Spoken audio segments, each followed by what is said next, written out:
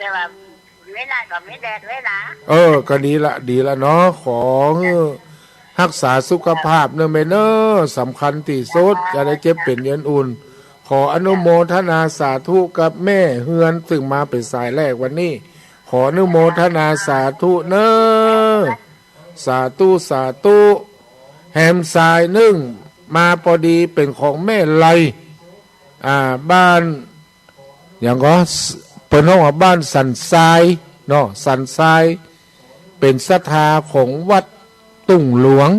ขอเจริญปอนได้ไหมเนอะเป็นเจ้าฮือฝนตกเหมือนกันก็นี่ซอยเหมือนกันเนาะทั้งเหนือมันจะเริ่มแต่มันจะมาเป็นลูกอ่ะจะมาแหมอยู่เหมือนกับปีก่อนมาแต่ละอลูกถ้ามันลงตังเหนือก็มาตึ้งป้นหม้อบ้านเฮาเนาะก็มันบัดท่วมแม่ดีอย่างเพราะบ้านเฮาสูงมันลงต่งลงห้วยลงห้องไว้ถ้าเป็นตั้งตีอื่นตีต่ำๆเนี่ยมันอยู่เป็นเดือนป่ะแม่อยู่เป็น10 วัน20 วันนี่มันลำบากเนาะดีละเวียงกว่าเป้าเฮาอยู่ตีสูงขออนุโมทนากับแม่ไลเนอขอให้รักษาสุขภาพอยู่ดีมีสุขขอเจริญปอนแฮมทรายนึ่งเป็นของหนึ่งเดียวจากดอกคำใต้ก็คือแม่บัวตองขอเจริญปอนนะแม่เนอเจ้าฟังอยู่ด้วยเจ้าฟังอยู่นอเป็นเจ้าฮือฝนตกพ่องกอวันนี้ตู้235แล้วเจ้าได้กินเฮ็ดพ่องหรือยังบะเมินก็ออกมันถึงออกเต็มนั่นแม่ถนนไปสายเชียงใหม่ตามข้างทางไม่ก็เฮ็ดขอบเขาไปซื้อเตือดมพอเมนขี้หมูตึ้งก็เลยเดินหนีเอาไปสูตรขี้หมูอย่างบ่ฮู้ทราบเหม็นเนี่ยขี้หมูแห้งแม่ก็เลยเดินหนีบ่ซื้อก็บอกน่ะอันตรายบางทีบ่ฮู้เนาะคนมาขายจะได้เอามาจากที่ไหนก็บ่ฮู้จะได้ก็รักษาสุขภาพด้วยกันนะแม่เนาะตั้งจิตตั้งใจทำสร้างจิตตั้งใจให้อยู่ในแต่รักธรรมคำสอนของพุทธเจ้าจะอยู่ดีมีสุขนะแม่เนอะแฮมสายนึ่งมาจากแม่สุแก้วเนาะขอเจริญปอนนะแม่เนอะกับด้วยสาเด้อท่านพระครูเจ้าสาธุเตี้ยบ้านศรีลาพรสีเตี้ยบ้านโฮงหล่าปูนทำหน้าเมื่อค่ำยามคืนเนี่ยมันเดี๋ยวได้จอแห่มันพูกเนาะบัดจบมือจบเลยแม่เขาจะละวันพูกจะได้เปิดวิทยุท่าฟังต่อว่าเรื่องราวอย่างต่างๆเนี่ยเกี่ยวกับการฮื้อตาลเนี่ยมันก็มีผลสำหรับผู้ที่ตั้งใจเนี่ยนะแม่เนาะพระเวสสันดรเปิ่นตั้งใจฮื้อตั้งใจในทำในสิ่งที่คนธรรมดาทั้งหลายบักกล้าฮื้อก็เลยเป็นพานอย่างมาเดวเนี่ยท่านพระครูอย่างมาเดวนี่แหละยามเข้าแยกหมากแปลงเนี่ยการทำได้กุศลชวนบุญนักนะเจ้าแม่ละแม่แต่จะได้คำว่าการฮื้อตาลก็คือเป็นการเสียสละเขาก็ต้องฮื้อแต่ละคนแต่ละท่านหู้จักว่าทำได้เท่าที่ทำนะทำได้เท่าที่ทำตามกำลังของเขานะแม่เนาะก็ขออนุโมทนากับแม่เนอะที่ได้มาสาธุอนุโมทามิสาธุเนอะอันนี้ก็แม่สุแก้วเปิ่นถึงโทรเป็นประจำถ้าเปิ่นฟังเปิ่นถึงโทรมาแฮมสายนี่มาจากวังเหนือเนาะแม่เนาะสาธุฝนตกก็ตู้ข่อยแต่เนาะน้ำเต็มห้องเนาะเต็มต้งเต็มน้าไผ่ปูเข้าบ่มีเนาะแม่เนาะมันฮ้อนเนาะมันจะไหลไหลยกแม่คือมันก็แปลกนะบ้านเฮาเวลาฝนตกแล้วมันจะเย็นสักบึดสักกำเดี๋ยวมาฮ้อนแฮมมะ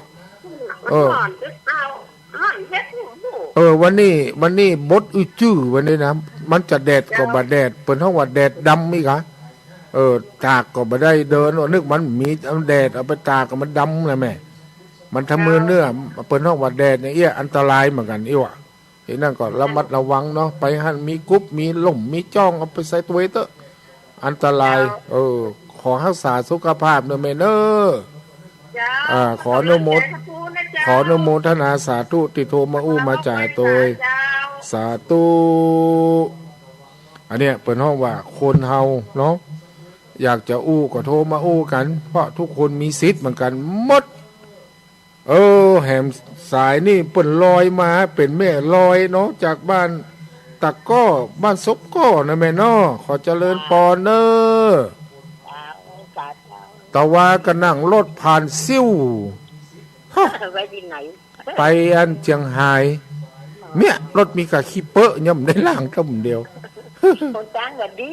ไปไหนนะเนาะเร็วนี่ลำบากน้ำมันก็แปลงตางบดีมันก็ทำมือเปลืองน้ำมันแม่วิ่งโวยก็บ่ได้ก่อยไปอันน่ะติดตัวกันเป็นเส้นเป็นสายถ้าบ่แซงบ่ได้รถใหญ่ๆเปิ่นก็ไปของเปิ้นเนาะเกิดว่ามันติดนี่มันถึงเอากันเป็นเป็น10กว่ากันบ่น่ะเป็นยาวเป็นเยียดน่ะก็ไปตะวานี่ไปดำหัวแม่ดำหัวแล้วก็ฝนตกพอก่อนต้องพูดแม่ตกอยู่เจ้าตกเหมือนกันเนาะตกน้อยๆเจ้าแต่3 โมงนี่ตกขนาดนั้นดูต่างเนาะดูต่างบางคนก็เนาะอาหารประจำปีเนาะแม่เนาะบางคนก็เจ้าของกินนี่ว่ากันแล้วแมงบันบอกมายังพ่องนี่นะนั่นเป็นวิถีชีวิตของเจ้าบ้านเนาะเรื่องอาหารการกินจ้างว่าเขาบอกว่ามันบดีเนอะก็บดีก็เดี๋ยวทุกเจ้าบ่ได้ ก็จะเป็นได้ทำหูน้ำตาบ่หูบานนะแม่เปิ้นทรงก็ชั้นเนี้ยเนาะก็ขออนุโมทนากับแม่อุ้ยลอยแล้วกันเนาะรักษาสุขภาพเนาะก็จะนำเรื่องดีๆมาอู้มาจ่าแม่นำเรื่องดีๆมาอู้มาจ่าเนาะก็ขออนุโมทนาสาธุกับแม่อุ้ยเนอะสาธุอู้ไปอู้มาก็ขอเน้นของกรรมวันที่19เนอะเป็นวันทำบุญอายุหรืออายุวัฒนมงคลของตุ้ลุงดอยซึ่งก็เป็นพระผู้สูงอายุรูปหนึ่งของเวียงป่าเป้าอายุ79 ปีหน้าก็80เปิ่นตรงมันบกองงดไปวันก็ย่างเข้า80แล้วเนาะคนเฮาอายุยืนถึงป่านนี้นี่เปิ้นเฮาผู้มีบุญน่ะว่าหมอปัจจุบันเปิ้นว่าเกณฑ์อายุคนเฮาอยู่ที่70 ปีหรือ75อีนะถ้าเกิน70ขึ้นไปก็ดีละอาตมาก็รออยู่หลายปีอยู่ย่ำ4-5 ปีว่าน่าจะถึง70ยังเห็นกี่ปีแล้วนับพอก่อนยังเห็น3-4 ปีนะครับวันเดือนปีมันเร็วป่ะเฮ้ยปั๊บเนี่ยเป็นวันพัดหลวงปู่กับวันศุกร์ก็เป็นวันเสาร์เห็นละมันถึงอย่างเงี้ยว่าการเวลานะเฮาบางทีมันเพลินเพื่อหู้ตัวมาความจริงเวลามันก็เท่ากันหมดเนาะคนที่เปิ้น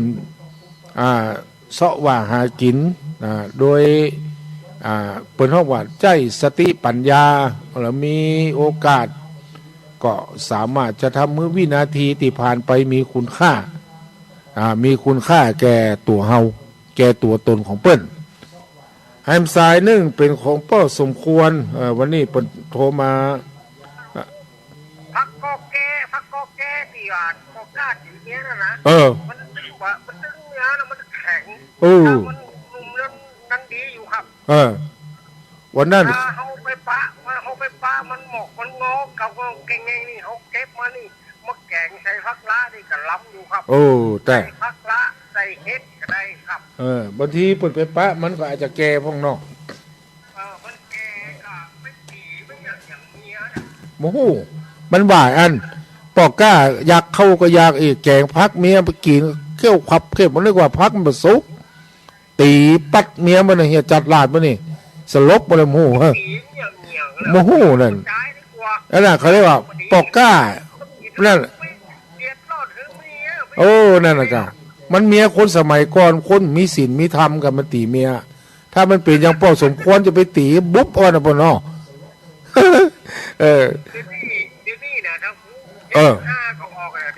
เดีละ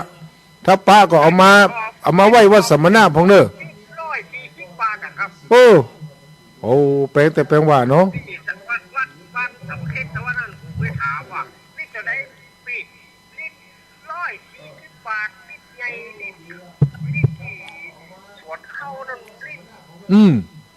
200ว่ะโอ้จังมากินเจ้าอดเอาเดี๋ยวมันถึงเวลามันถึงถูกเนาะมันถึงออกกันอันก็ขึ้นไปคนเดียวย่องแย่งไปดอยเคียใต้เคียเหนือมันก็ได้กับบ่อยเลอะก็ทั้งดอยตะวันตกน่ะเนาะบัดเดียวก็คือคนอื่นก่ายก่อนเขาก็ไปเอามาก็ได้นะปะเนาะก็ขออนุโมทนาเนี่ยปะเนาะสาธุไปง่ายมาง่ายเปิ้นนึกไปละเนาะพอสมควรนี่ก็มันต้องไปนี่เปิ้นเนอเปิ้นเป็นคนอย่างเงี้ยแล้วเก๊กไป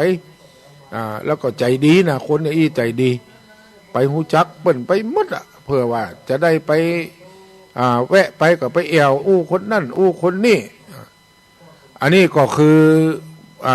เราถือว่าเป็นผู้ที่ติดตามรายการธรรมะมีธรรมะอยู่ในจิตในใจคนเราถ้ามีธรรมะ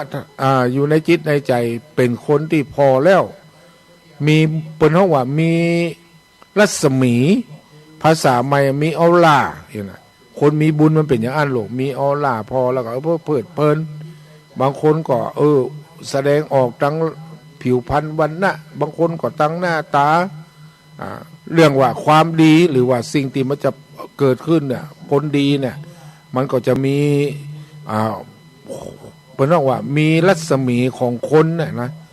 คนบางคนนี่เข้าพอแล้วมันบ่จื่นหูจื่นตาเนี่ยมันก็ถือว่าเป็นบุคคลที่บุญบ่ใครมีคนบางคนดูดีนะบอกว่าเป็นคนหนุ่มคนน้อยคนเฒ่าคนเถิบเนาะเวลาไปหันไปนี่มักจะเป็นตีฮักตีหุ่มของคนทั้งหลายอย่างพระเวสสันดรเนาะเปิ้นใจทรัพย์สมบัติของที่เปิ้นได้เป็นเจ้าของครอบครองได้ทำทุกสิ่งทุกอย่างได้ฮื้อกินฮื้อตานอันนี้ก็คือเป็นแบบอย่างของเจ้าพุทธเฮาฮื้ออย่างเฮาตานอย่างไปก็ฮื้อเสียสละทำด้วยเจตนาด้วยความศรัทธาฮื้ออย่างไปก็เป็นการกำจัดความตนีทีเหนียวความขี้จิขี้จำติ่งเฮามีอยู่เพราะสิ่งเหล่านี้มันก็บ่เกิดประโยชน์ถ้าเฮาตายละตายขว้างเนาะแหมทรายนึ่งเป็นของไผนี่ของแม่ติ๊บมันก็นี่แม่ติ๊บโอ้ดีใจสบายดีนะแม่เนาะฟังอยู่ฟังอยู่วันนั้นฝากปัจจัยมาได้แล้วนะแม่เนาะฝากปีตองมาขอปีตองก็ฝากตู้เจ้ามาฮื้อมันเป็นทอดตอนนี้พักมันอย่างนักประเดี๋ยวนี้ปะเลอะเนาะแม่เนาะฝนมันตกแล้วเนาะสปะสเป็ดเนาะของที่หั่นไผ่ใครไปซื้อก็ไปเถอะเนาะเพราะมันถูกเนาะแม่เนาะช่วยถือโอกาสประชาสัมพันธ์ไผ่ใครได้พักดีๆบัดได้พักบัดได้เกิดจากการใจปุ๋ยอย่างปุ๋ยเคมีอันนี้ปุ๋ยธรรมชาติเป็นขี้ไก่ขี้แมวไม่ใช่ ขี้อย่างวัวขี้ควายเนาะขี้ไก่ขี้อย่างต่างๆเนี่ยเอาไปเป็นปุ๋ยเนาะหรือปุ๋ยมักธรรมชาติซึ่งก็เป็นอันตรายบ่เดียวนี่น่ากลัวนะแม่เนาะเขาก็สอบถามแม่ปลูกคนเดียวก็ส่วนมากก็ตัวคนเดียวท่านอีน่ะโดยเฉพาะแม่ติ๊บเนี่ยเปิดถึงปลูกคนเดียวถามประวัติแล้วเปิดถึงมันนี่ฮะจากสวนอีโลกถามจากอันคนที่เป็นผู้จักนะวันนั้นก็กับตุลุงเปิ้นน่ะตุลุงเจ้าอาวาสเนาะพ่อครูเปิ้นว่าแม่ติ๊บเปิ้นขยันเนี่ยก็ดีละแม่เอ้ยมันทำให้หายง่อมหายเหงาเนาะคนเฮาถ้าเนี่ยอย่างได้ทำอย่างได้นี่มันจะเกิดกำลังพิเศษนะเป็นห้องว่ามีพละกำลังพิเศษเพราะเขามีกำลังใจก็ขออนุโมทนากับแม่ตัวเองแม่น่ะเนี่ยเปเตอร์อายุตอนแรกไม่ได้นี่จะอยู่ได้หลายปีนะแม่เนอะซ้ำตัวบ่ใหญ่ฮะเนาะพ้นตัวน้อยๆนี่มันพอเปลืองเข้าเนาะกินข้าวหน้าก่อนถึงวันนี่น้อยกินข้าวหุงดีแล้วแม่กินข้าวหุงก็ดีถือว่า มันเบาเนาะแม่เนาะมันเบาบ่เดียวนี่ขยากหยังก็ซื้อมากินเด้อแม่เอ้ยเก็บไว้พ่องเอาไว้จกไว้จ่ายพ่องเนาะไว้ทำบุญทำทานพ่องตามที่เฮายังได้มีลูกกี่คน3 คน โอ้ดีละแม่เอ้ยเขาถึงบละแม่เนาะถึงวันนี้เขาก็คงได้หลานได้หลานโอ้เป็นแม่อุ้ยแม่ทวดแล้วเนาะก็ดีใจกับแม่อุ้ยเนาะเป็นผู้มีจิตใจดีๆงามติทำบุญทำทานอยู่ตลอดประวายปัจจัยก็มาช่วยเป็นกาน้ำกาไฟกายันกานี่กับวัดสมณะขอให้แม่อยู่ดีมีสุขนะแม่เนอสาธุสาธุคนเฮาเนาะการตีได้ทำนั่นทำนี่ทำจากจิตจากใจมันเป็นบุญเป็นกุศลพุทธเจ้าเปิ่นยังได้ฮื้อในสิ่งที่คนหมู่เฮาทั้งหลายนี่สละกันบ่ได้ก็อย่างที่เปิ่นได้ชี้แจงนะพระเจ้าว่าพระองค์ขาดความรับผิดชอบแต่พระองค์ทำเพื่อต้องการอยากจะโปรดเวนยสัตว์หรือว่าพระสงฆ์นิกรหรือว่าประชาชนทั้งหลายได้ถึงจุดถึงฟังก็คือพระนิพพานพระองค์ได้ค้นคว้าลักธรรมคำสอนเอามาสอนเอามาให้หมู่เฮาได้เขียนได้หู้ได้ศึกษานั่นก็เป็นผลที่เกิดจากพระองค์โดยความเมตตาด้วยความดีของพระองค์ทำให้หมู่เฮาได้หู้จักบาปบุญคุณโทษได้ทำนั่นทำนี่เฮาจะมีความรู้สึกว่ามันดีก็บอกบ่ดีซึ่งทางภาษาตุเจ้าพระนว่ามีหิริมีโอตตัปปะหิริความละอายแก่ใจโอตตัปปะความเก่งกลัวภัยก็ตามจะทำบัติสิ่งที่บัถูกต้องทั้งกายวาจาใจคิดได้ยุดยั่งในการกระทำเหล่านั้นมันกลับมาสร้างคุณงามความดีถ้าเป็นเรื่องดีเรื่องถูกเรื่องต้องนี่ก็พร้อมที่จะทำตลอดแต่ถ้าบัถูกต้องนี่หูจักยั่งหูจักยุดบ่าไปยุ่งไปเกี่ยวบ่ว่าอย่างใดต่างๆซึ่งสิ่งเหล่านี้ล่ะจะเป็นการชี้วัดได้ว่าท่านเป็นพุทธศาสนิกชนที่เข้าใจในหลักธรรมคำสอนของพุทธเจ้าเฮาเชื่อกันว่าทำสิ่งที่บัถูกบัต้องนำมาซึ่งความทุกข์ความทุกข์หรือว่าความสุขเนี่ยมันบ่ใจไผจะโดนบันดาลหรือได้มันอยู่ที่การกระทำของเฮาเนี่ยไปมันได้มาก็ย่อมเป็นสิ่งอย่างอันเนี่ยพระพุทธเจ้าตรัสว่ากัมมุนาวัตติโลโกกรรมนี่เป็นอมตะเป็นสัจธรรมคือทำอย่างใดได้อย่างอันสัตว์โลกย่อมเป็นไปตามกรรมตามการกระทำนั่นฉะนั้นการทำบุญทานก็ดี การได้มีศีลก็ดีการได้ปฏิบัตินั่งสมาธิปฏิบัติธรรมก็ดีล้วนแล้วแต่เป็นผลที่จะเกิดฝ่ายดีอย่างเดียวเมื่อกับผู้ที่ได้ประพฤติปฏิบัติเอาละในวันนี้อาตมาภาพได้จัดมาถึงช่วงสุดท้ายในนาทีที่59ป่ายน้อยๆก็ขอพักขอยั่ง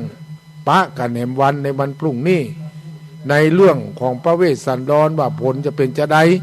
จะมีอย่างอู้ต่อแหมคอยรุ่นคอยรุ่นก็แล้วกันในเรื่องที่จะเป็นประโยชน์กับหมู่เฮาเอาเป็นแบบอย่างในอนาคตใน